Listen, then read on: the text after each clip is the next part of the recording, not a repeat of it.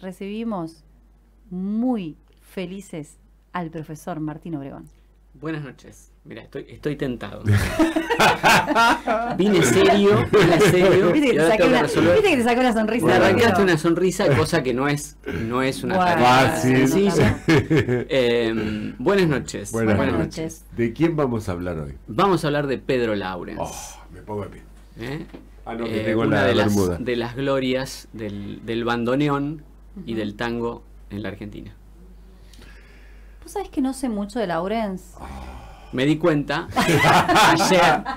ayer me di cuenta en lo de Raúl Gagiotti, porque me olvidé. Cuando canchereaste, sí. Y yo te dije, me preguntaste de quién vas a hablar, yo te dije de Laurens, ya te lo había avisado eso, en lo que sería la tarea de preproducción. Claro. Mira, y te pregunté, ¿estudiaste? Sí, me dijiste, estudié. No había estudiado. No, claro que no. Pero porque te pregunté, ¿qué tocaba Laurens? Te pregunté. ¿Qué sé yo qué tocaba? Y casi me contestás con una grosería. Con una grosería. Te rescataste. Bueno, sí, pero tampoco digamos todo. Igual, si vamos a contar todo, yo me acerqué a decirle, che, Martín, ¿hacemos un videíto para promocionarlo de mañana? Rotundamente no, me dijo. Y ahí me dijo, ¿estudiaste para mañana? No, sí, qué sé yo, me dijo, ¿qué tocaba? Y yo le iba a contestar, y si a mí me pregunté, y le iba a contestar también así en esa altura, pero me retiré antes de cometer una grosería, de que esta boca saque una grosería. Bueno, Martín, empiece la columna, por favor. Vamos a hablar de Pedro Laurens.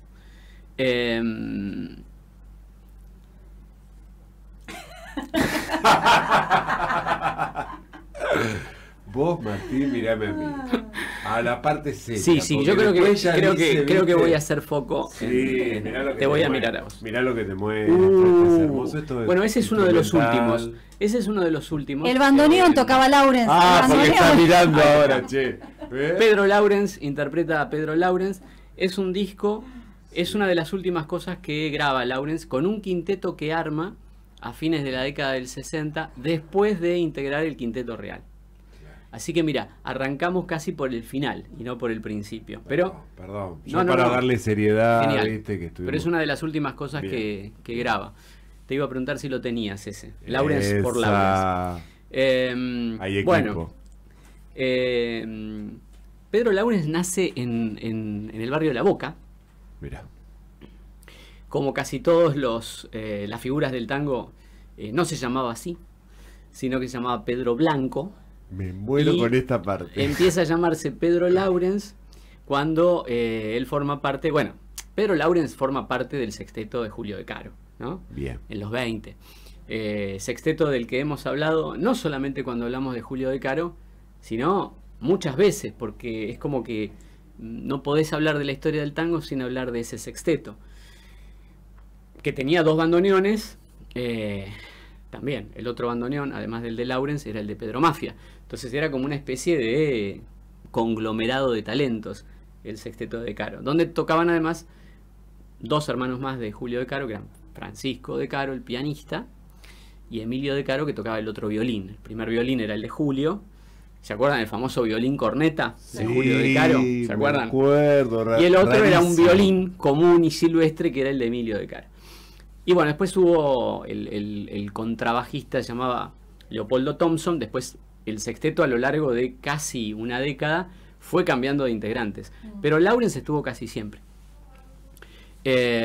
Y cuando pasa a integrar el sexteto de Julio De Caro, ahí cambia el nombre y pasa a llamarse Pedro Laurens. Laurens era, en realidad, el apellido del primer marido o el primer esposo de la mamá de Pedro Laurens. Entonces él tenía hermanos más grandes que eran hijos de su madre, pero con otro matrimonio, que eran de apellido Laurens. Sí. Y los dos se dedicaron a la música, los dos hermanos mayores. Los dos hermanos mayores tocaban el bandoneón también. Y entonces había como un nombre ahí de los Laurens asociado con la técnica o la ejecución del bandoneón. Entonces cuando Julio De Caro lo suma a su sexteto, le dice: lo que podemos hacer es que empieces a llamarte Pedro Laurens, como tus hermanos, digamos. Y ahí se produce un poco el bautismo con el nombre que queda, ¿no? Él igual viene tocando de antes, Es interesante la historia porque nació en el barrio de La Boca, pero al poco tiempo, nació en 1902, como casi todas las figuras, digamos, de la época dorada del tango, ¿no? Nace en el 2, en La Boca, y al poco tiempo la familia se traslada a Villa Crespo, Mirá. que es un barrio muy particular, Súper. porque es un barrio donde, bueno, Buenos Aires en la década del 20 es una ciudad en ebullición, ¿no? Pero Villa Crespo particularmente es un barrio que congrega una gran cantidad de inmigrantes. Entonces hay una gran cantidad de voces, de jergas, de dialectos, ¿no? Es una cosa medio, es una Buenos Aires, podríamos decir, sumamente cosmopolita, ¿no? Iba a decir el término. Bueno, eso está muy bien descrito en una novela, en una gran novela Anoten. de la literatura argentina. A ver. Más que una gran novela de la literatura argentina, la mejor novela de la literatura Ah, argentina. la flauta. Porque Nota vamos a ser Romy. taxativos, ¿no? Taxativo. Total, después para el debate hay tiempo. Que es Adán Buenos Aires, de Leopoldo Marechal. Mira. Marechal escribe, Adán Buenos Aires la publica en 1948, pero toda la historia está ambientada en la década del 20. No sabemos en qué año, porque la novela comienza diciendo 1920, puntos suspensivos, ¿no? Pero el barrio donde transcurre prácticamente buena parte de la acción es Villa Crespo. Y ahí se ve muy bien cómo es esa ciudad, ¿no? Que es una ciudad en crecimiento, en ebullición, ¿no? Donde está toda la cuestión de los inmigrantes, de la construcción de la ampliación de la ciudad. Una ciudad que pasa a ser una ciudad moderna cuando pocos años atrás era, bueno, una gran aldea, digamos, ¿no? Claro. En un periodo de 50 años hay una transformación urbanística que es fenomenal. Y además social, cultural, etc. Bueno, lo interesante es que Laurens tiene 20, 25 años en esa época, digamos, ¿no? Donde coincide también, incluso antes de que él empiece como a consolidar su trayectoria artística, con Osvaldo Pugliese, que era de Villa Crespo. Pugliese era del mismo barrio y había nacido en 1905. Se llevaban 3 años, pero eran prácticamente... Contemporáneo. Sí, sí.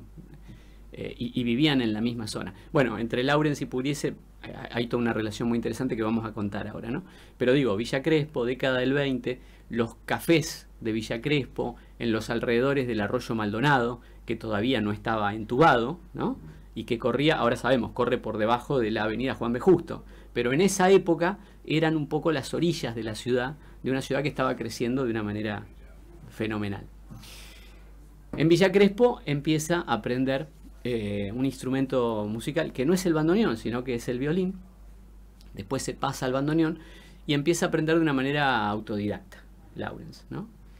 Laurens se va a convertir, digamos, en uno de los emblemas del bandoneón en la Argentina.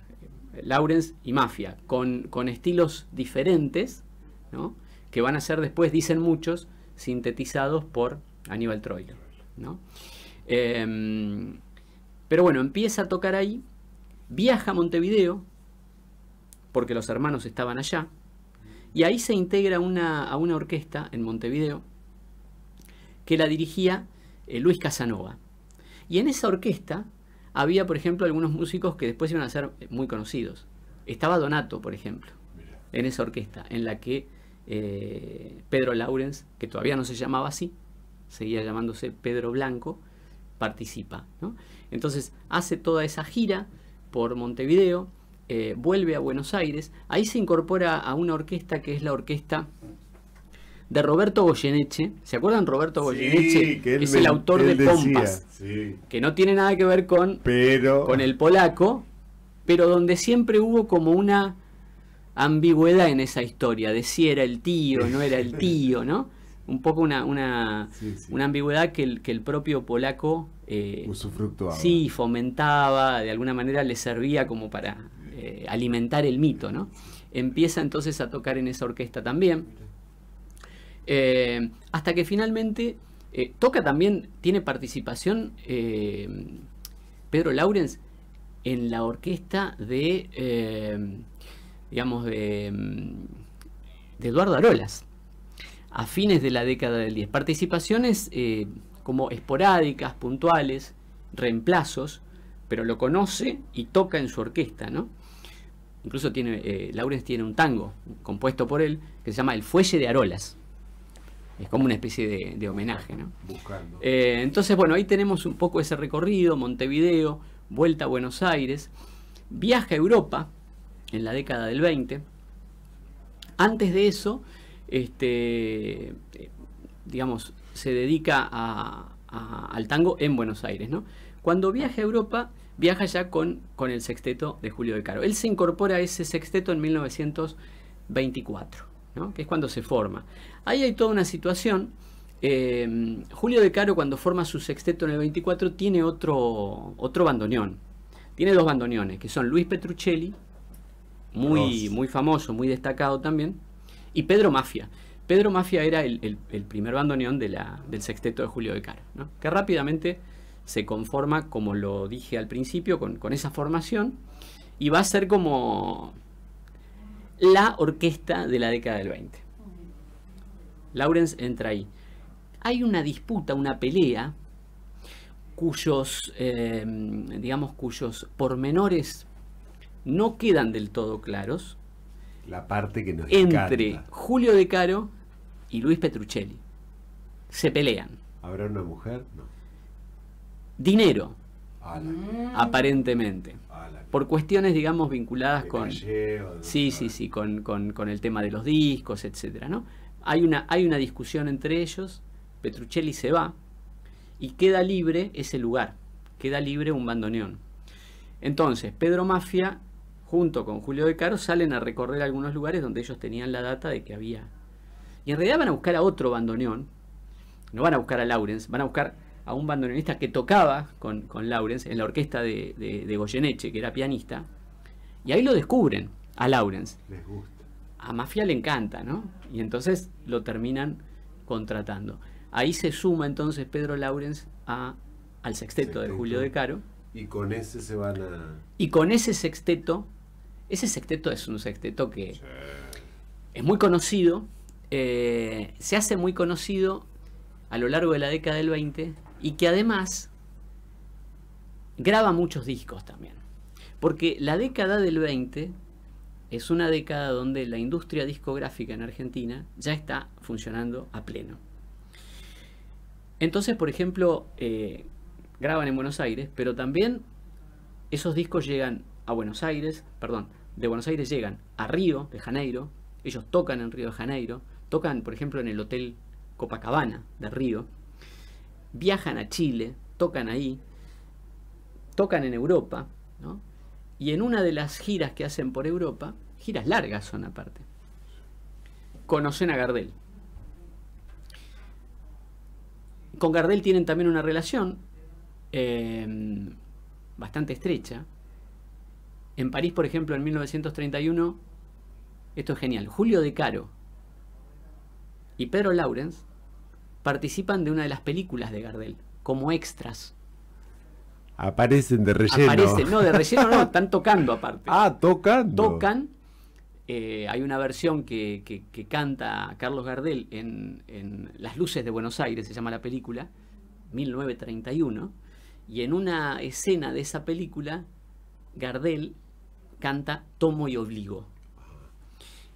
Y los que tocan ahí son Julio De Caro y Pedro Laurens, que aparecen como en un costadito. Julio De Caro está como acodado en un mostrador, con un parche en el ojo. ¿Por ¿no? qué? ¿Por qué? ¿Por qué? Bueno, y aparece Pedro Laurens también, que es el que arranca con las primeras estrofas, con el bandoneón, y Gardel hace una interpretación ahí de Tomo y Obligo. de Tomo y Obligo.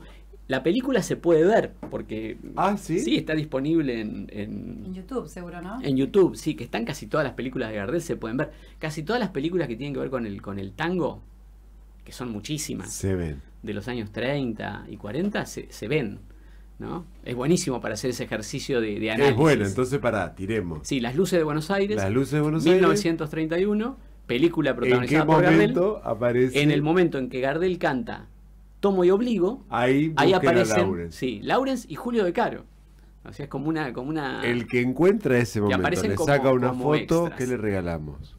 La vida. No. Bueno, no, ya no sé. No, Ya- ya más, está. más no podemos regalar. Más no mira. podemos regalar. Bueno, esto es 1931, ¿no? Pleno éxito de ese sexteto, insisto, que tocaba en todos lados, que grababa mucho. Muchas de las composiciones de Pedro Lawrence, además de ser un gran ejecutante, Lawrence era un gran compositor. Tiene muchos tangos, ¿no? Bueno, ahí tenés un montón, pero por ejemplo, no sé, Como dos extraños es de Pedro Lawrence, ¿no? Y la letra de José María Contursi. Milonga de mis amores es una milonga de Pedro Lawrence. Amurado es un tango de Lawrence. ¿Cuál te parece para el intermezzo? El que vos quieras. Amurado a mí me gusta. Anda buscando el que quieras. Yo no puedo pedir. Bueno, es que vos me miraste a mí y dijiste cuál te gusta. No, ahí sí. Si la señorita Romina Nieto pidió ese tango, vamos a Se lo concedemos. vamos a concederle. Vamos No, a darle no el es que gusto. soy una dama, por más que a veces le responda así, Vamos a darle el gusto. soy una dama. Bueno, ustedes sigan hablando que yo preparo. Vuelve a Buenos Aires. La participación de Lawrence en el sexteto de Julio de Caro es extensa. Recién se va en 1934 o fines de 1933 cuando forma su propia orquesta. Lawrence se va del sexteto de Julio de Caro y forma su propia orquesta. Y esa orquesta es una orquesta que tiene 3 bandoneones. Uno, por supuesto, es el suyo, es el primer bandoneón, Lawrence, de esa orquesta. El segundo bandoneón es uno que se había sumado antes al sexteto de Caro cuando se va Pedro Mafia, que se llamaba Armando Blasco. Y lo que hace Lawrence es llevárselo también a su propia orquesta.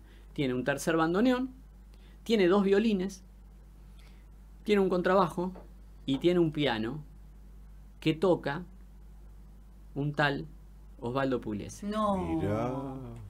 Orquesta No de me la Pedro conté, Lawrence, Ina. 1934. 34. Mirá vos. 5 años antes Para de que Pugliese 34. arme su propia orquesta. Mirá vos.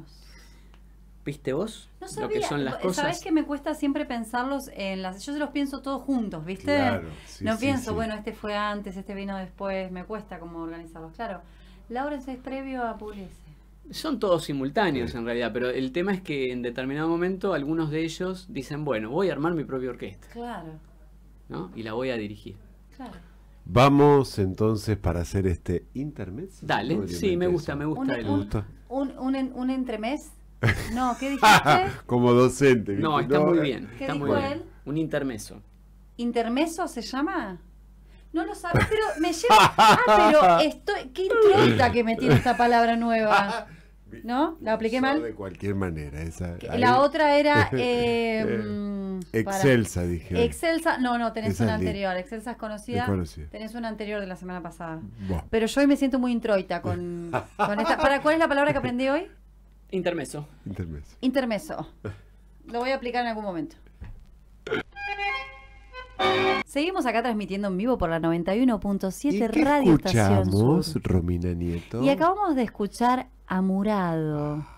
Porque le encanta a ella. Sí, fue ya me olvidé la palabra. ¿Cómo era? El intermezzo. El intermezzo. Pero eso viene de la música, intermezzo. Obvio. Sí. Ah, bueno, ¿y por qué lo están aplicando como...? Yo no estuvo mal que yo dije el entremés. Bueno, ¿Está mal, vamos a profesor? seguir. No está mal, no está mal. Ah, bueno. Todo no. lo que vos decís tiene algún sentido. Tiene alguna lógica. Me muero. Me- Hay que resaltar el Me estoy- algún sentido. me Fue re estoy políticamente sintiendo correcto. introitada, mira, en este bueno. momento. Bueno, Bueno, Vamos, continúe. encaminémonos a los Estamos con el segundo gran momento 1934, de Pedro Lawrence. El primero es claramente el sexteto de Julio de Caro, ¿no? Si tuviéramos que dividir en bloques la trayectoria de Pedro Lawrence, 3 grandes bloques. El primero es el sexteto del que hablamos recién. El segundo es su propia orquesta, que empieza a dirigir en el 34 con esta formación. Recién llega el disco en el 37. Exacto. Donde graba, por ejemplo, Milonga de mis amores. Y esa orquesta va a tener un desarrollo también, digamos, bastante extenso. Va a grabar hasta fines de la década del 40 y va a tener un gran cantor, que es Alberto Podestá. Al punto de, bueno, tal vez convertirse esa tanda, creo yo, la tanda Lawrence con Podestá, en una de las, para mí, 10 tandas más importantes de la historia. Es buena esa, ¿podemos tirar o no? Acá me dice podemos hacer una... Adri que sí, que se usa, perdón, el término se usa más en música clásica. Gracias, Adri. Bien. Che, vos decís dentro de las 10. Sí. Bueno. En el top 10 Si está complicado, de las tandas. Lawrence con Podestá. Lawrence Podestá. Digamos, un cantor de primerísimo nivel que le da a la orquesta de Pedro Lawrence, bueno, un relieve y un nivel que la coloca en otro lugar, ¿no? Y el último periodo, unos cuantos años después, digamos, de este momento dorado de la orquesta de Lawrence, que es la primera mitad de la década del 40, tiene lugar bastante más adelante en el tiempo, que es década del 60, cuando Pedro Lawrence pasa a formar parte del Quinteto Real. El Quinteto Real que tiene a Pedro Lawrence en el bandoneón, a Ubaldo de Lío en guitarra, a Horacio Salgán en el piano, a Mario Enrique Franchini en violines y a un contrabajista. ¿Puedo? Sí, claro. Quicho. No. Ay, me equivoqué. Ferro. Ah, mira vos. O ¿Y sea no que parece no sé, Quicho no Díaz? sé. No, en la primera formación. Ah, Che, no se bien, achicaron perdón. en nada con el Quinteto Real. No. El Todos Quinteto jugadores Real. de Pero primera. entonces que tendré un segundo álbum. El Quinteto Real tiene Ah, bien. 50 años. Claro. Sigue existiendo. Ahora, digamos, Claro. Salgán le delega al hijo la Claro. dirección del Quinteto. del Quinteto Real. Cumplió en los años del bicentenario, en el 2010, Claro. ¿no? Cuando se conmemora el bicentenario de la Revolución de Mayo, el Quinteto Real toca en los festejos del bicentenario al aire libre en la 9 de julio ante 1 millón de personas. Me muero. Cumplía precisamente 50 años. O sea que Quicho Díaz no es de la primera formación. La primera formación Entonces no tengo es de la Ferro en primera contrabajo, Mirá. Franchini en violines, Mirá. Sí, Salgán en el sí. piano. Me coinciden todos, menos Quicho Díaz. Este Mirá. muchacho del que estamos hablando, Pedro Lawrence en violín, y Ubaldo de Lío, enorme guitarrista, en guitarra. Mirá vos. ¿No? Que medio en paralelo forma con Salgán un dúo. Claro. El dúo Salgán de Lío también, bueno, una maravilla, ¿no? Pero ahí está Lawrence, que está durante los primeros años del Quinteto Real, hasta que a mediados de la década del 60 se va y forma otro quinteto, y con ese otro quinteto aparece ese disco que tenemos, graba ese disco ahí. Pedro Lawrence interpreta a Pedro Lawrence, que es uno de los últimos discos que graba, ¿no? Entonces tiene una trayectoria interesantísima, porque lo tenés en el sexteto de Julio De Caro en los 20, lo tenés en el Quinteto Real en los 60, y en el medio, pero sobre todo en los 40, forma su propia orquesta, ¿no? Que esa orquesta tiene su frutilla del postre, diría Romina Nieto, que es la voz de Alberto Podestá, ¿no? Que es un periodo cortito el que comparten, pero donde deja, bueno, una cantidad de registros interesantísimos y sobre todo muy, muy milongueros, ¿no? Tanda, pero deseada y que no falle. Con interpretaciones como muy recordadas, como por ejemplo Alma de Bohemio, Claro. ¿no? En fin.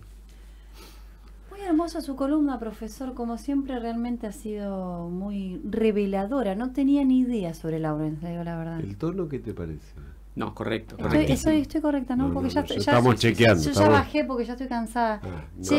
Escuchame, me gustó mucho. Me interesó. Muchas gracias. ¿Me sabes qué me gusta? Cómo todos pasaron por todos, pensando en mis amigos músicos que se fueron recién. Cómo todos pasaron por todos los grupos, todos tocaron con todos, ¿viste? Sí, es medio porque así, ¿no? Es que pasa eso con la música, es hasta que se terminan de armar y cada cual encuentra su estilo y su música, y es eso, es compartir la música. Y siempre fue así. Y siempre fue así, porque sí, en todas las columnas que venís contando, siempre se cruzó con en algún momento coincidieron, tocaron juntos, así que me gusta mucho la historia de la música en general, así como se da con el tango.